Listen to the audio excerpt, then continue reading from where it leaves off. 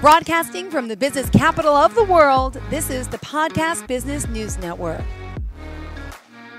It's all about Pryde athletics, right? Pryde physical therapy and adaptive training. And with our friend Ivan Ankwatsa once again here. So welcome back to the show. How are you doing today? I am doing fabulous, doing well, excited to be here. And it's a pleasure seeing you again. And I'm thankful that you're taking your time to kind of probe me about what it is Pryde Athletics is and what we're doing here at our facility. Ditto. It's a pleasure to have you. And for those of you listening on the podcast, we're also live on Zoom today as well, which is awesome because we get to speak face to face. I like that better than just conversations. But, you know, everyone's different. And I know you work with people this way as well, virtually, right? Yeah, we do. It's amazing what the world has given us. And I think there's always adaptations, right? We got to go through, and it's just great to see people utilizing, you know, their living rooms and to either work out, go to the office. So it's pretty cool. Definitely stretched our ability to grow and think outside the box. Got it. Now you're based out of Canton, Michigan, correct? Yes, we're at Canton, Michigan. You work with clients all over the world? Absolutely, we do. And Zoom's been a great way for us to do that. Great. And the website, let's point that out right off the top if you don't mind.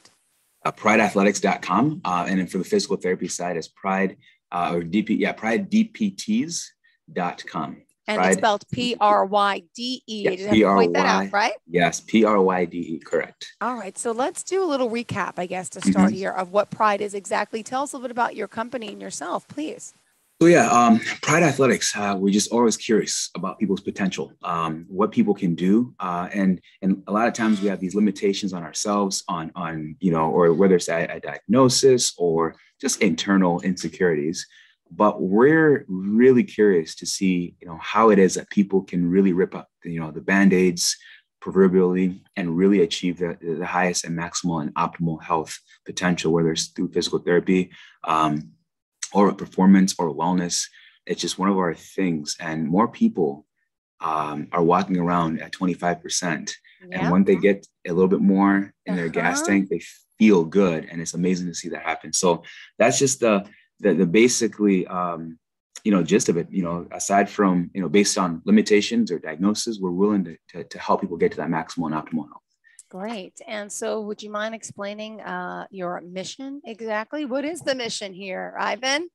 We have this thing we call the continuum of care, and it's more linear than cyclical. The previous physical therapy model is one that's a cycle. People go to PT, they get discharged, and whether, an injury happens that pertains to their original injury or not, or it's a symptom of that diagnostics of just walking around imbalanced for so long, they generally tend to hurt themselves again and then repeat. Most people that are going through the physical therapy model are walking around and utilizing the PT cycle 3 to 4 times before they ever get to a place where they feel good and healthy. Yep. But our continuum is basically, it's based on different inputs.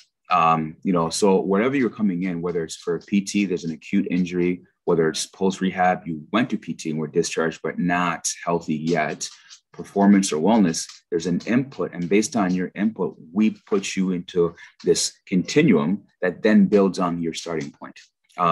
So the philosophy is basically rooted in figuring out where someone's starting point is. And then the end result is maximizing their potential and health as they see it. And often people say, well, I feel like I'm 5 years younger. And it's like, well, you should, because every age has an optimal health value. And our goal is to really get to, hey, I'm 38, but what's the best 38 I can be? Got it. All right. So what would you say is the key factor of your continuum of care model? Really, it's just everyone's different. And that's the crux of it all. Generally speaking, when if I tear an ACL, I'm given a protocol by a physician, and that protocol he's given to every single ACL patient he's taken on since the beginning of time. But if I'm different, right, that means my injury is going to be different, right? And that means that my outcomes are going to be different. My timelines are going to be different. And so we really need to treat people that based on the individuals that they are. And the funny thing is, in society, we're all rooted about people's individualities, right? But when it comes to medicine, especially physical therapy, it's very difficult to seek out programs that look at the individual nature of someone And I'll explain, two examples, let's say both ACL injuries. I have one who's a soccer player, high school kid, going to college to play, and one who's, a 30-year-old mom who stepped off a curb in high heels and tore her ACL. Same injury, two different age limits or ages, two different end result goals. But generally speaking, they're given the same protocol. So we really look at their desires, their goals, what they want to get back to really drive them into a healing process. Got it. And just a little bit about yourself, Ivan. How many years you've been in this business? Could you just tell us a little bit about your credentials and your background? I think it's important. I may know already, but new listeners may not. Yeah. So I started actually way back when I was a nurse aide as a young kid going through college. And that really informed me of what needed to change, because you saw the result of people's, catastrophic injuries, right? Then going through school, I really geared my education towards exercise physiology. And I graduated from Eastern Michigan, go Eagles. That was my undergrad. And it was based on exercise physiology. But with exercise physiology, you're really looking at, doing stress tests, right? And figuring out, as people are going through rehab, whether it's cardiac rehab or rehab after, respiratory issues and things like that, how are we stressing them to help them get back to their activities of daily living? But cardiac rehab wasn't really, it, because again, I was on the end of that spectrum, and I didn't really like, because even though we were helping people get better, the question is, well, why were people getting sick? And scratching that itch really guided me to go and grab my master's degree at Eastern Kentucky, stayed in the Eastern Division of the country. And then I really focused in on just preventive health. My specific, my thesis was based in ACL reconstructive failure rates for athletics. But then that really geared me to really think, okay, if we're looking at preventing ACL injuries, what else medically can we prevent? And so one day I was sitting there looking at, just the CDC statistics, and you start looking at, the causes of, heart attacks and stress and anxiety. And these stats are all there for everyone to see. But the general theme was that people who lived sedentary lifestyles, 50% of them were making up the actual risk factor category for all of these different ailments. Wow. So you start thinking, where is true health and wellness? Is it in the medicine that we're prescribing, or is it really educating people and getting them off the couch, getting them to walk them out and really investing their 30 minutes a day to living well, right? And that's where I found my passion is, before someone gets up in the hospital system, I want to have a chance to help them feel good, because this way is the cheapest way. It's the most, it's easier on your body. It's the most empowering. It just has less setbacks. And it's really in educating people. And that's what really drives me. So after my master's, I really set on opening my own facility to try to educate people. It's been a great road. We've been open here at the facility for about 8 years. 2 years ago, we started a physical therapy clinic. And now we're molding this continuum of care and putting physical wellness into the same environment as physical therapy. When people transition from physical therapy, we have a next step for them, right? And the goal then, and I'll say it again, is to get to that category of optimum health. Yeah. Right. So could you give a little more details about the continuum of care model? Yeah. So in the model, basically, so we have our categories. So there's acute sense, right? There's post-rehabilitation. And after post-rehabilitation, we have a category where it's performance. So everyone, regardless if it's an athlete or not, everyone wants to get to a high level of performance in whatever they're doing, right? And after that performance is reaching that optimum health and maintaining optimum health, right? So if someone comes in post physical therapy, we plug them into a recovery program for post physical therapy. From that, we send them into performance trend. Performance also has a subcategories. I won't get into all the nuts and bolts, but once we get through the entire performance programming, we then bump them into an optimal maintenance program so they can go about their day, they're motivated. And the maintenance program and the optimal health, once they've arrived and achieved it, doesn't necessarily have to be with us, right? Yeah. We're educating them and empowering them where they can work out at a local gym closest to them. They can come to our facility, or they can do it in the comfort of their home or on Zoom, with our counsel. But the idea is they're so enlightened and educated that they can then take their own well-being into their own hands and succeed. And the value that we always tell people is like, I don't want to see you in a year. You don't need me. You're educated. Mm-hmm. So, and really the sauce of it all with the continuum is consistent education of the individual to where they no longer need the practitioner. Got it. Now, could you give us some examples if you don't mind? Sure. So if examples of the continuum or examples of individuals, well, I'll think about it. So this actually happened the other day, honestly. And I'm jogging. I was in line with, we're at the post office. We're doing on mailers. Me and my partner, business partner, John, and just started a conversation with a lady who had noticed our truck. And she goes, "Hey, I know you're a gym, but I just didn't understand that. You guys had a physical therapy clinic." And say, "Hey, we're here. We're sending out mailers just to let everyone in the community know." And so we got talking a little bit, and we started, like going back and forth about the weather, how it got hot and really cold again. But she said something that was striking. She said, "I could have used you guys a year ago." And I said, "Oh, really?" She said, "Yeah, I just had my rotator cuff surgery done, and I really could have used you guys a year ago because, I just didn't, the way that where she was a little bit farther. She was, she went to, I won't say who, but it's a major university in the area. They didn't give her enough days for her treatment because they were on a backlog, right? So she wasn't prioritized, and she had a rotator injury. Yeah. Now she goes, I'm all better now." And I said, "Really?" And I said, "Well, can you do the things that you used to do before your injury?" She says, "Well, no, but I can adapt." I said, "Well, why is that?" And she goes on to explain these different levels of, adaptation she's had to make over the course of this year, as a result to the lack of an appropriate post-therapy model. So I just looked at her and said, "You know what? You fit into our post-therapy program in our continuum of care." And she said, "Well, tell me more about it." I said, "Our goal is to get the range of motion that you had before the injury, is to get away the pain and the inflammation you feel in the mornings, right? And to really get you to the point where you can partake in your cares without any discomfort."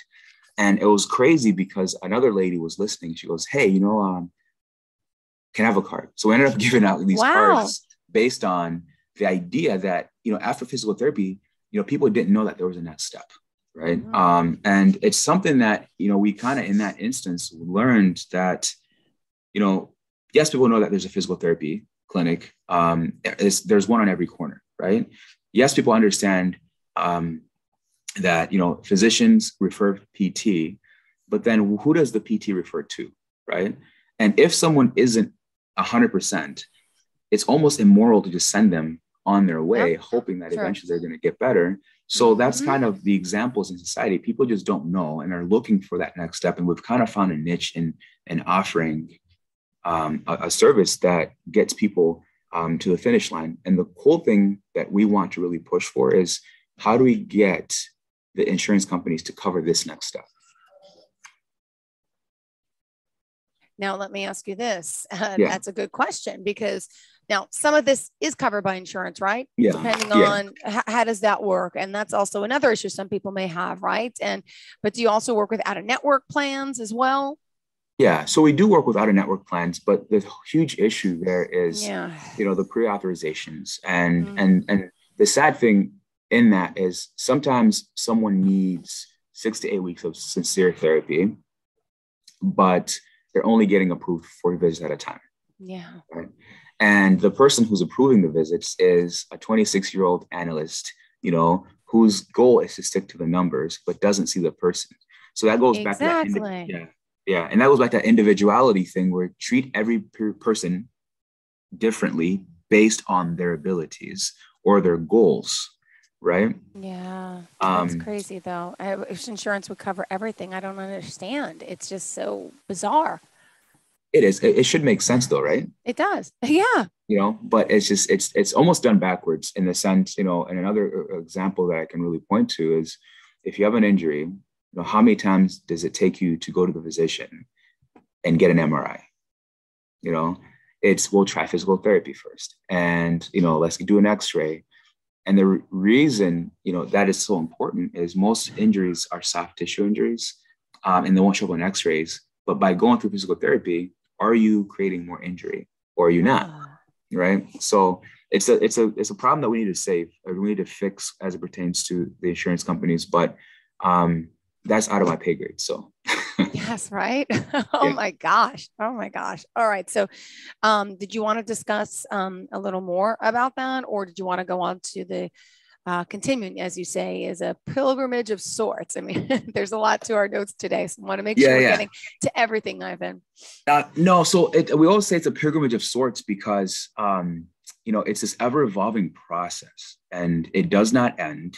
And we want to keep people on the wagon of health. And so, regardless of where you come into, whether it's an injury, whether it's post-injury, whether it's performance, whether you're a soccer mom wanting to perform better in your day-to-day, activities, running after kids and shuffling kids, whether you are, a dad who wants to, play with his kids and go out and throw pitches and things like that, or you're serious about, your cyclist, or it just doesn't matter. And where you come in and on the input level, our goal is really to get you to understand your wellness, understand your ability to heal, and then to stay healthy over the sorts of your life. And that's generally like what we're speaking about. And it's a pilgrimage because there's always this spiritual and embodiment to some capacity where you really get in tune to that feeling good. And the thing about it is we want you to get addicted to that feeling so you don't relinquish it, and I think a lot of times people go through these cycles, especially around New Year's, where they are just, cycling from one day to the next and aren't really doing well to maintain their health. Wow, there's so much to this, my goodness. But it should all be about the patient, about getting help, the right help we need. It should be covered. I hate that sometimes insurance companies get involved and they don't cover things and they make you wait, and it's like a trickle down effect, right? But and here you are, and most people really want to do the right thing and help people treat the root cause of their issue or their injury, whatever it may be. But wow, so the current healthcare model, you would say it's pretty broken, right? Yeah, it is broken because it's very reactive in nature, and we wait until someone really has a problem. And in our last podcast, we talked about even legislatively, the conversation is always, in case you get sick, you shouldn't lose your home, right? But the reality is people really shouldn't get sick. They shouldn't. Yeah. And a lot of our illnesses are preventable if we choose to educate people. And that's what we're doing here at Pryde Athletics and physical therapy. And that's what we hope that people in our community, other professionals in the same capacity that, that we're in the same lane, are constantly striving for. And then we've met some great practitioners, not to dog on physicians or PTs, and we've met some great physicians who really believe in what we're doing, and they start to champion that way of thinking. And it's just about creating a great network. And I think, we're a small clinic. We want to grow to more locations, but the impact that we are putting out there, I think, is quite tremendous. But if everybody that is in our space continues to do what we're doing and the energy grows, I think you could really change the system from the bottom up, and not legislatively down, because bills always pass, but there's always something missing because they miss the end user and their need. So true. Absolutely. And also, did you want to discuss a little bit about the post-physical rehabilitation and optimal health? Again, it should be insurance basic, as you say, or the correlation with the mental health cycle and physical health and all that. So, I mean, I think a good example for us and how we see, the mental health cycle and overall wellness, and then how it relates to physical well-being, is it really rooted, like the most starkest example is like the opiate crisis. You have good people that want to go to work. They want to feed their families, and they're willing to do anything necessary to do well for their kids or spouses and communities. And so someone gets an injury, a back injury. I mean, you think about like a mail carrier, right? And they're chugging mail all winter long from door to door, big bags.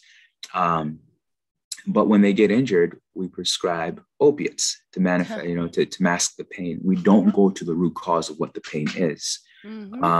And how that pertains to the mental health cycle is, medicine is addictive, and these opiates are crazy. And we have this crisis where people are now very dependent on the pain to just stay functional, or sorry, the painkillers to stay functional. The painkillers create addictions. Addictions create other issues, alcoholism. They start, transitioning to other drugs, some of them, or some of them into different, depressive, mental spaces. But if people were healthy, if people were well, if we taught people to stretch, if there was a program at every post office that said, hey, before you get home, stretch, Imagine get that. well before you go home, right? And you have invested so much with our company. Our goal is to, when you get to retire, we want you to be in optimum health, right? And those goals aren't in our society today, Mm-hmm. Well, also, Ivan, the importance about what you do. Clearly, you care about your patients, and it's a lot of things that happen, I think, with certain practices and in general in the healthcare industry. But some people look at you as a number. The more people they can get in, and this and that, but that's just not you, clearly. And you want to really help, and it's genuine, and I can see it, I can feel it. And clearly, by what we're discussing today. So, what would you say to the audience out there about being careful? Look, let's be honest. They can call you at Pryde. If they don't call Pryde, they should just be a little careful, because some of the things they should look out for when looking for a physical therapist or a trainer, in a sense. What are some of the suggestions you would make? And I'm really glad you said the thing about the number, and it boils down to numbers, right? Is your clinic a one-on-one based clinic? And a lot of models, you see one therapist who has 4 patients at the same time in the same hour. That's a clinic that's very derived on numbers. It's financial based. And I don't want to say that they don't care about what they're doing, but they care more about the end line than the actual patient that they're seeing. Our model is one-on-one, in everything that we do. With young kids and things like that, it's fun to build camaraderie. We do team trainings and the hoorah, and everybody gets excited. But when you're really dealing with patients, every diagnosis, like we talked about earlier, is different. Every ACL injury is different. Every spinal cord patient is different, and their limitations are different. So how can you treat 2 people with the same injury, perhaps, but with different limitations effectively in the same hour, in the same space? The truth is you cannot. So if people look for those signs, I think, how many patients per practitioner are you seeing? How long are your sessions? What is the next step after physical therapy? And then, if you don't have a next step, a good question is why? It gives you an idea, of like where people's mental space are and what they're offering as a service, and really what they believe in, what the core value of that clinic is. And then you have a good idea of if you want to be there or not. Got it. Right. And we still have 5 minutes left in the show. Ivan, do want to make sure we're covering everything that's important to you. What else did you want to add? Well, it's so much to add.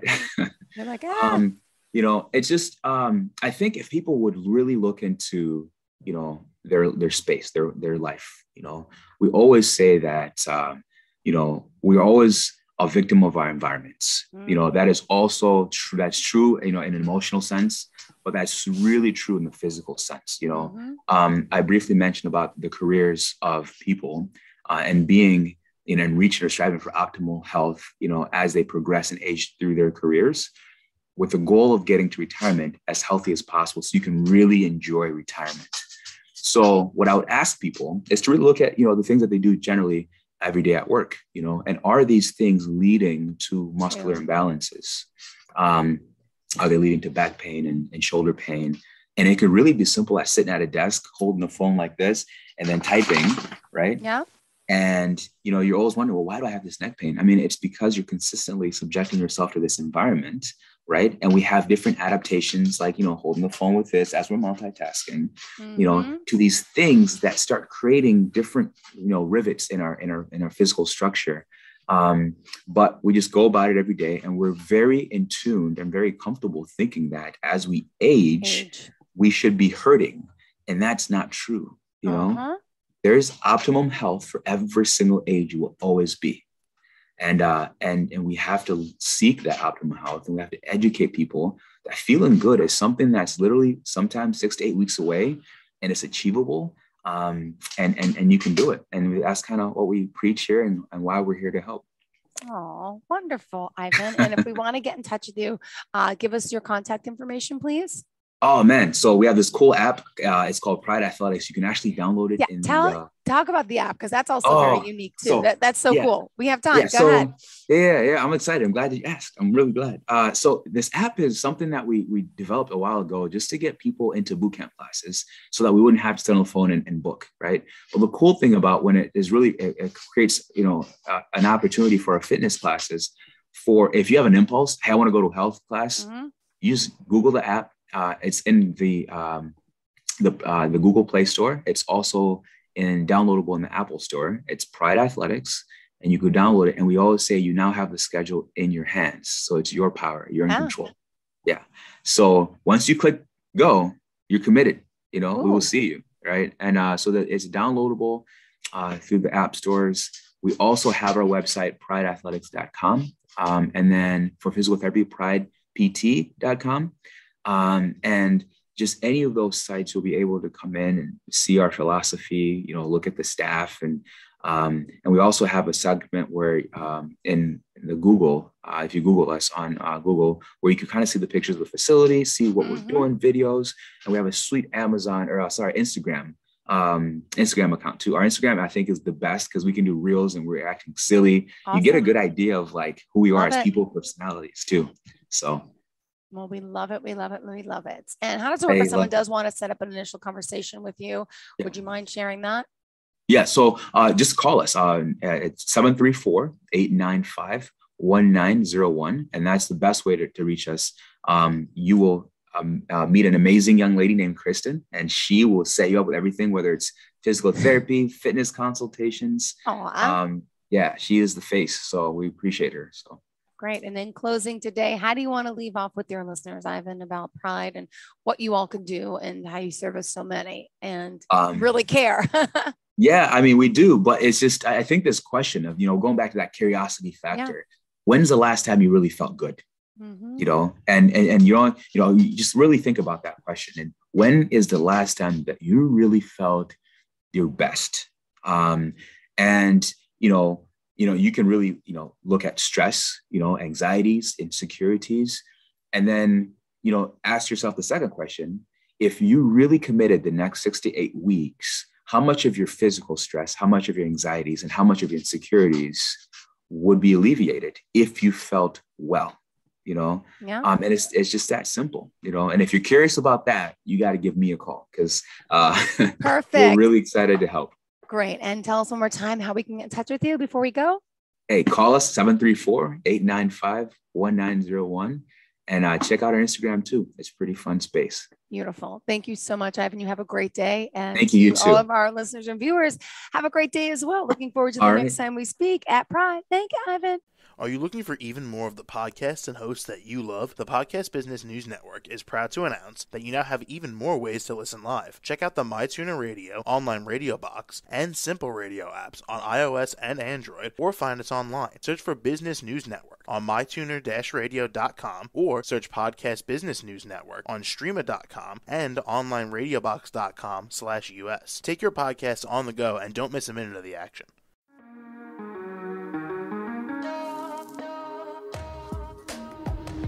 Broadcasting from the business capital of the world, this is the Podcast Business News Network. For nearly 2,000 severely injured veterans, everyday life has become filled with barriers.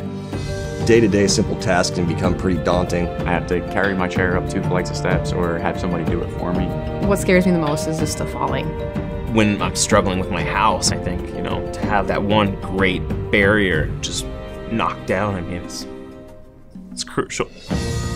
Home for Our Troops is a wonderful nonprofit that builds a mortgage-free, fully adaptive, handicap-accessible house. And there's no catch. It'll be our very first home that we've ever owned. This is a game changer. This is where your life begins again. We need you to join us in completing this important mission. Please visit hfotusa.org and help build homes and rebuild lives. Because of you, everything's going to be okay.